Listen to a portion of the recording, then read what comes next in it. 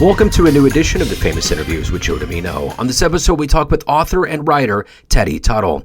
She has written poetry, family biographies, children's illustrated books, and music for nearly 5 decades. As a mother of 9 and a graduate of Brigham Young University, she believes that children's imaginations are stimulated through reading and writing. She learned to love the Bible heroes from her aunts who taught in Sunday school. Her Idaho home became her house of learning through art, books, and music. We get into all of this, her whole story, from her base outside of Salt Lake City, Utah. Enjoy. It's great to meet you. Thank you for taking a minute out. And I'd like to begin our journey into your life as a writer by asking you, 4 years ago, we were trying to figure out this pandemic, how we're going to get through it.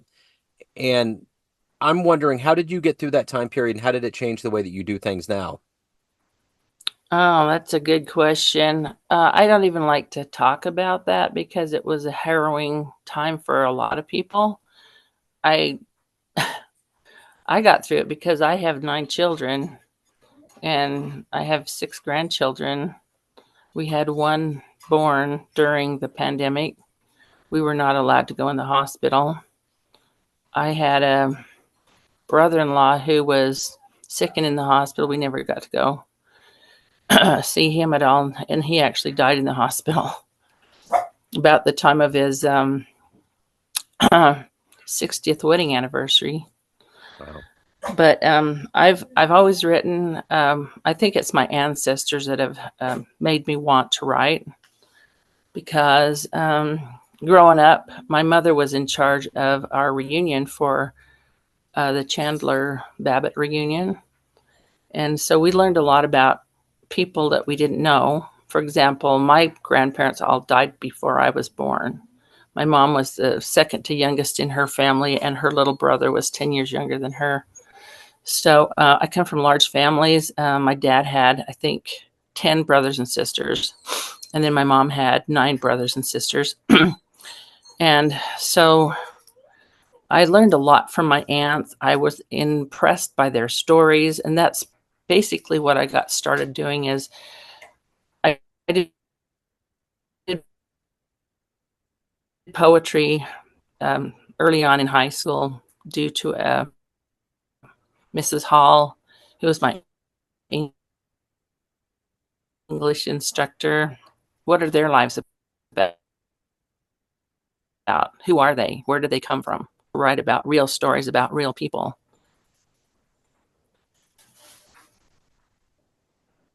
So talk to me a little bit about,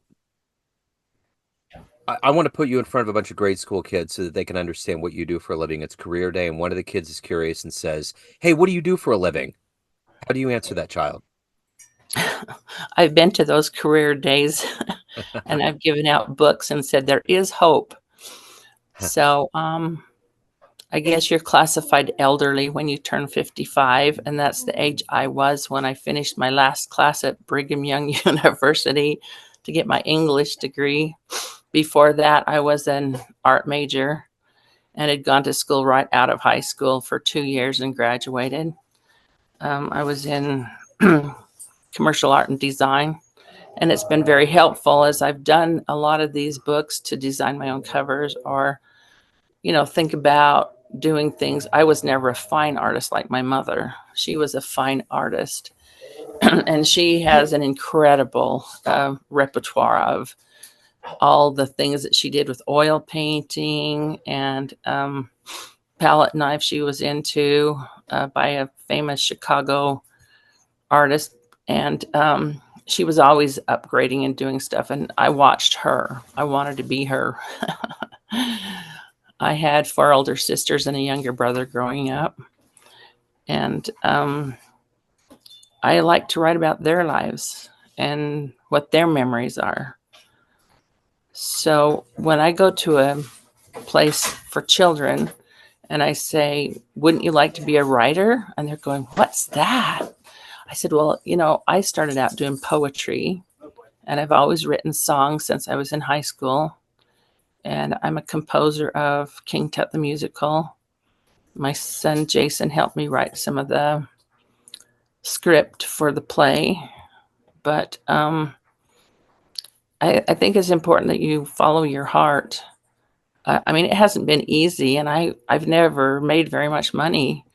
But early on, my son had a heart transplant after we were married. He was child number 5. And so we had to go to Loma Linda University Medical Center to have his heart transplant. So I left my husband here teaching school with 3 children, 5 and under, and it was a difficult time for me to be in California with one son that was only 9 months old, getting a heart transplant. It gave me a thing to write about, and they always say if you do nonfiction is easier to sell than fiction, and I think that's really true. I love personal essay, so of course that's also true stories. I'm always intrigued on how some writers make a lot of money and some don't. I think a lot of it has to do if you're willing to mortgage your house and go advertise. Hmm. But I think if you have a passion for whether it's art, music, or writing, you need to go forward with it. And a lot of people think they're artists, and some are naturally talented. But I have had an education, and I've learned many things you don't even realize that you're learning. I mean, when I first took my first English class and I look back and reading some of the things I wrote, I have no idea what I was saying. So I think anyone can make a living if they're passionate and excited about what they do. I certainly wouldn't want to go to a job every day and, you know, I have to do something. And I've done those jobs over the years, and I don't want to do those jobs. I was a meat wrapper once for about 18 months. I was a pizza delivery man for 18 months. Well, woman, that was amazing. It gives you things to write about. And that's as a married woman, with children. I've always taken my children with me to do things. And I think that's amazing. All of my children are pretty educated. I've raised college graduates, and my youngest son just got his master's degree this year in accounting. So they're all passionate about different things. I'm passionate about singing. I sing with a group, and we're going to be going on a cruise ship to the Western Caribbean next month. And I am going to be singing on a ship with my singing mates. That gives me something to write about. So I haven't traveled a lot in my lifetime, but my daughter invited us to go to Cancun this year. And that was a glorious time to be together as a family. There were, I think, 13 of us that went, and seeing new things, seeing new places, talking to people, hearing different languages. I've always loved languages. But I think one of the next things I'd like to do is some travel books, some of the places I've been, because growing up with so many children, and we never went without food. Growing up, we lived on a ranch, and we had a milk cow, and we had a couple horses. We had pigs, chickens, things like that. So, of course, barnyard stories are always really fun. My son and I wrote a little story called Cock-a-Doodle-Doo, I Love You. And we're hoping to take that to the Asian market coming up this fall. I was invited by publishing group from Chicago to go to South Korea for their Busan book fair that's coming up here in November. My daughter said, "How can you leave us at Thanksgiving time?" And I said, "Honey, I've cooked your turkey for 40 years. You can go out to eat at a restaurant if you'd like." Or, maybe you make some.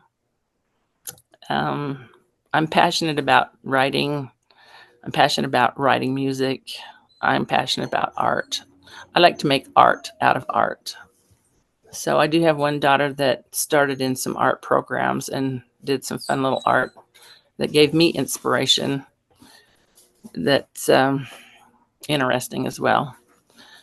But I mean, I started in high school. I think everything I learned in high school are things that were very important.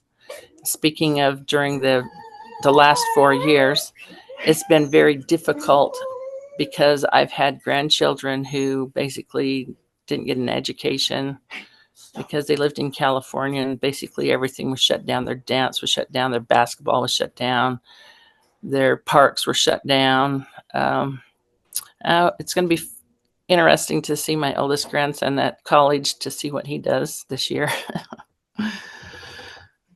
So those are just a few thoughts I have about writing. I don't know if Sure. that answers any of your questions. Yeah. So did you always want to be a writer? Was it always a dream of yours? What was your dream in the third grade? I don't know if I had any dreams in the third grade, actually. I don't think I was aware very much until I was around 16 or 17 when I started going out with a steady boyfriend, and he had ideas and bigger things to think about. He came from one of the pioneer families here in Salt Lake, and they did the Farr's ice cream. And the funny thing about it is I married his third cousin from the Farr family. So Lauren Farr was a founder basically of Ogden, Utah. And he has his name on everything over there in Ogden from the, 1847 on. I grew up in Idaho because my great grandfather was called by Brigham Young to go to Oakley, Idaho, where he envisioned a dam to dam up the water on Goose Creek so that people would have water for their farms over there.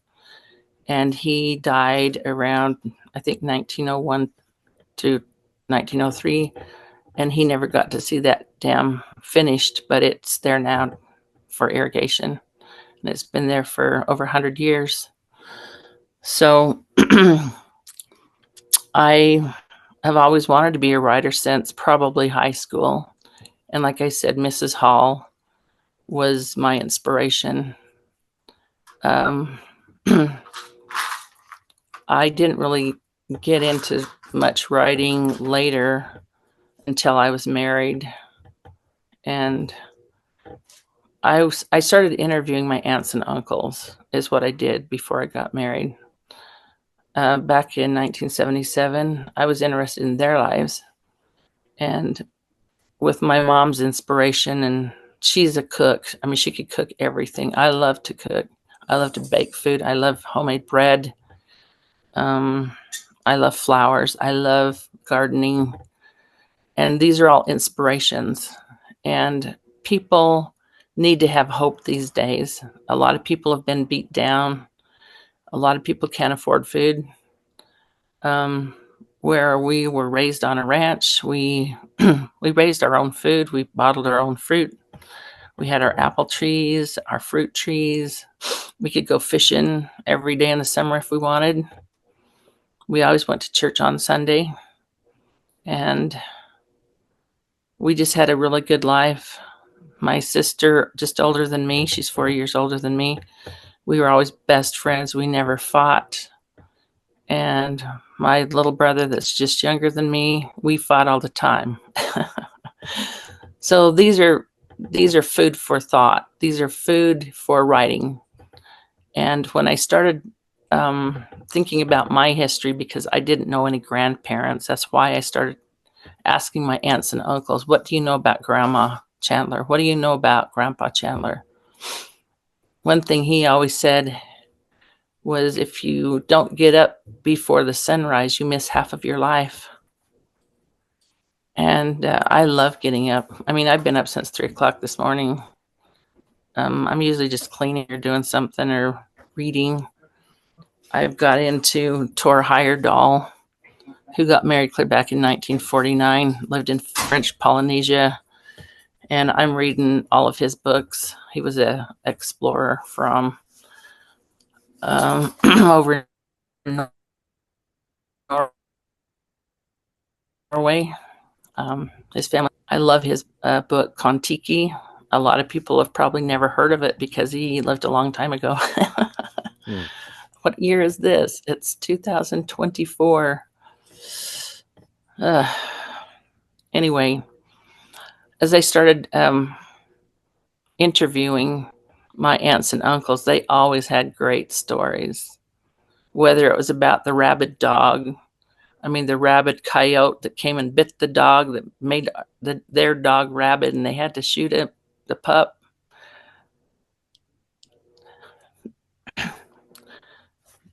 They were pioneer and harrowing stories. Yeah. And I still get choked up when I hear about the. We don't have any in our life right now.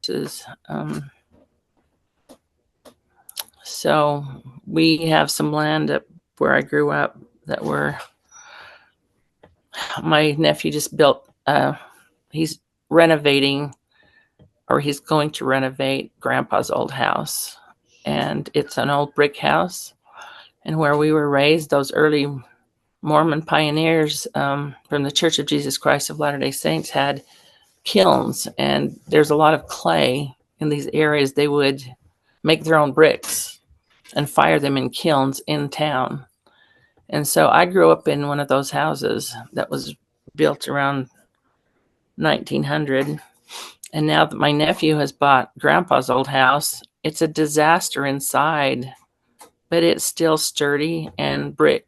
And it's brick that was made right in town that the old pioneers fired in kilns. Those stories interest me. And it's too bad the kids these days, some of them aren't interested in history. But I would ask them, find out what your grandparents' names are and your great grandparents. Find out where they came from. Because when I'm talking to some of the youth, I say, "What's your grandma's name?" "Oh, it's Grandma Jones." "Well, what's her first name?" "Oh, I don't know." Yeah. It's interesting. They don't know the first names of their own parents or grandparents. Yeah. So, Yeah. That is interesting. So, who's been kind of a hero for you in your life? well, my dad was always my hero. He's the one that would get on his skis, take off all his clothes except for his underpants, climb to the top of the mountain in the middle of winter and ski down. Huh. He was always taking us hiking. Even as little kids, we were always hiking. My mom and dad always hiked. We loved going to the mountains. We'd take, canned food with us to open to eat, like Vienna sausages, crackers and cheese, and a pocket knife. Sure. We were pretty self-sufficient back then. Yeah. So, of everything that you've done and evolved into and achieved in your life, what are you the proudest of? What am I the proudest of? Well, I've written a lot of children's illustrated stories, and just a week and a half ago, somebody called from Chicago and asked if they could republish Danny is Different. And I don't think it's sold anywhere in 10 years. I haven't got paid for it anyway. It's on Amazon. But it's a story about a little snake who was born with legs, and he's different. And he becomes a soccer player and goes to the World Bowl, and his team wins. But he is sort of a representation of my son who had a heart transplant, because he's always been skinny as a snake. People have made fun of him, um, from when he was little, because he was only 9 months old when he had his heart transplant. He's a 6 foot tall man now, only weighs about 105 pounds, but he's married, has no children yet. But I'm proud of the fact that I've written children's books that mean something, and they're going to be republished. Cock-a-doodle-doo, I Love You. Uh, that was my son Jason's idea, and we put that to Barnyard Animals. Says Ralph Rister says, "Cock-a-doodle-doo, I love you," and Danny Duck says, "Quack quack, the same to you."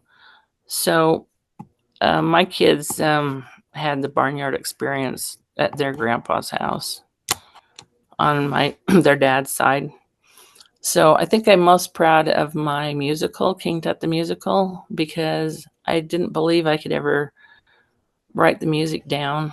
And when I found phonetic music program, and now it's extinct as of this year. I'm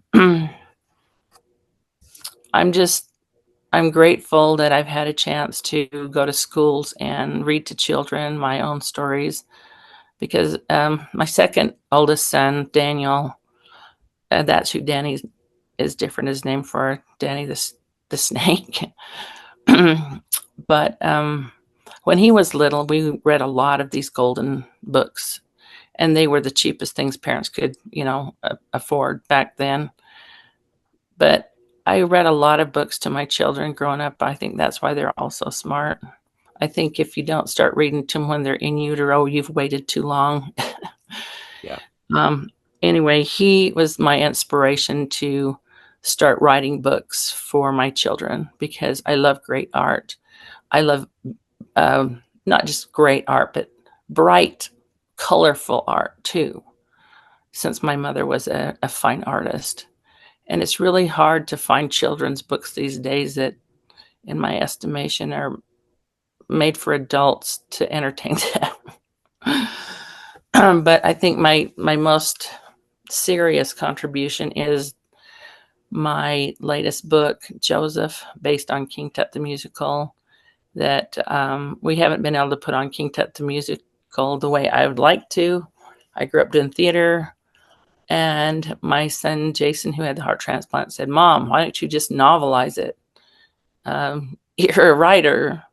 And I mean, my first book was a recipe book the year that Jason was born, as a long time ago. And so the music from King Tut the Musical is amazing. The first time I ever heard real musicians play it, excuse me, I cried, because I mouse clicked every note that's on every sheet of music. And you know what? It's still a work of art in progress, because it was never completely finished with all the instruments and stuff. My favorite instrument is the piano, of course. I learned to play the piano basically by myself with my mother's help. She was a concert pianist, trained as a musician and artist and English major. So I took her books and I basically learned when I was little.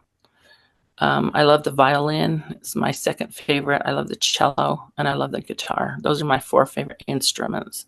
Yeah. And of course, all of them are used in my musical. So I think that's my greatest accomplishment, is novelizing my musical, because it's been a long time since I wrote it. It was 2004, 2005. Nobody's ever heard of it. Sure. Except for my children. So, well, this has been great. Teddy, thank you so much for opening up your world. If anyone wants to reach out, get your books, learn more about what you're doing, where can they go? We're building a website. It's TEDITUTTLA.com. It will have all the links there for everything, and all the places you can get my book. I mean, you can go to Barnes and Noble right now. I've been doing book signings there recently. So, okay. But my publisher is doing an audio book for me that will have the same cover of Joseph, based on King Tut the Musical. And any bookstore that wants to sell it, they can buy it through Ingram's. So TediTuttle.com, TEDITUTTLE.com should be up and running within this month. Okay.